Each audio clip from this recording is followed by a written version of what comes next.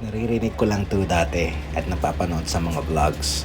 Pero kapag nakita mo na pala, grabe, true to life. Saludo ako sa mga OFW na mga kapatid natin. Ay, grabe yung pagpupursige nila, yung pagdo-double job nila, yung ano ba, yung pwede bang yung lahat ng oras pwede gamitin mo para lang kumita ng pera. Ito ang itsura ng Central Hong Kong. Holiday ngayon, pero I think ito pa rin yung itsura niya every single day. Akala mo nga nasa Pilipinas ka, sa dami na nagtatagalog, may nagbibisaya, nag-iilonggo, at marami nag-iilocano. Ilocano ako. Ayun, may video tayo rito. I think, na place na nila to. Dito na sila tumatambay. And nagtitinda. Meron ding mga nagtitindang ibang lahi, parang mga Arabo, and or Indian, I don't know. Yun yung naririnig ko kanina. So, galing kaming Ngongping. We decided to stop here sa Central. Ay, ito yung nakita namin. Medyo naligaw pa kami, pero pagdating dito, nakita namin yung super dami ng mga Pilipino. So sabi namin, ito na yung Central. Siguro meron naman makakainan dito. Kain tayo rito. Pumasok kami sa ICF Mall and wala kaming makitang makainan. Hanggang sa nagtanong kami na bumaba dito at dito namin sila nakita. So ayan, BDO. I-promote natin ang BDO.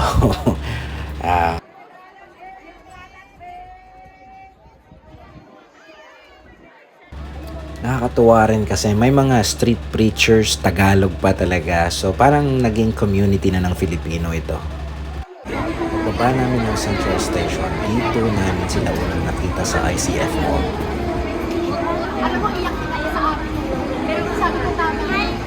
Hi! Grabe oh. Mga Pilipino po lahat to. Grabe.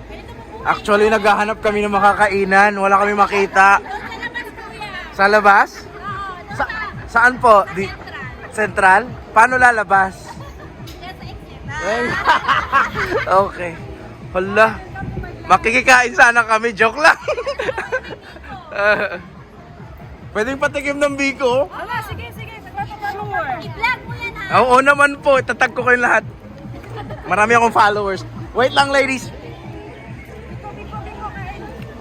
Pangi po ko ng biko. Ay, Muse? Binata pa po ako.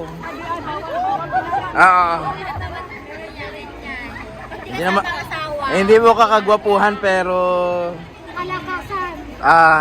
malakas pa naman. Ito Sabi ko kuya, ito. Yes po. Maingit. Bigyan. Bakasyon ka lang ba dito kuya? Bakasyon? Bakasyon lang po. Ay, very good. Regards mo sa Pilipinas pag-uwi mo ha. Yay! Thank you very much! Sino? May evidence nanggaling sa mga ladies from Hong Kong. Oh, meron ding Sprite. Grabe! Blessing! Pagpapalain kayo. Ayaw mo magpakita. Ay. Babalik kami mamaya. Kakain lang kami doon sa labas. Salamat po! Bye-bye! Galing sa mga OFW doon. Cheers! Lubos ko na. Go! Salamat ninyo. Salamat po. Hindi na ako nahiya. Grabe. Kakain kami ng biko. May free pang Sprite. Sabi ko. Ang nagbigay, napakagandang babae. Sana mapanood niya tong vlog na to.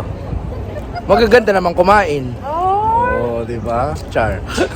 Pag maglakad ka pa, marami pang mga ibang grupo sa kabila. Sila ate.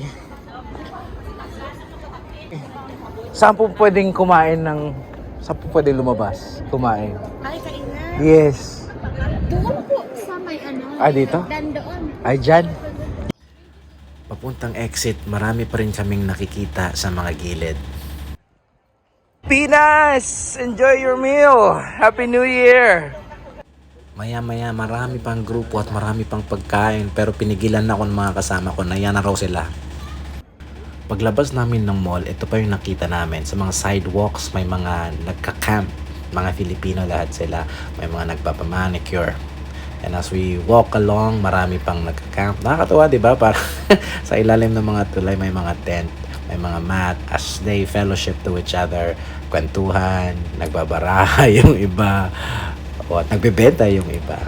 So, dito mo, paglakad pa namin, papunta sa kakainan, you can see a lot ng mga Pilipino. Kaya nga sabi namin parang nasa Pilipinas yata tayo. So, we are very thankful to Hong Kong for entrusting your household to our heroes. Actually, sila yung mga heroes namin. At sa mga anak ng mga OFWs, kung napapanood nyo to, pray for your sisters, for your mothers. Hindi nyo alam yung sobrang hirap yung ginagawa nila dito.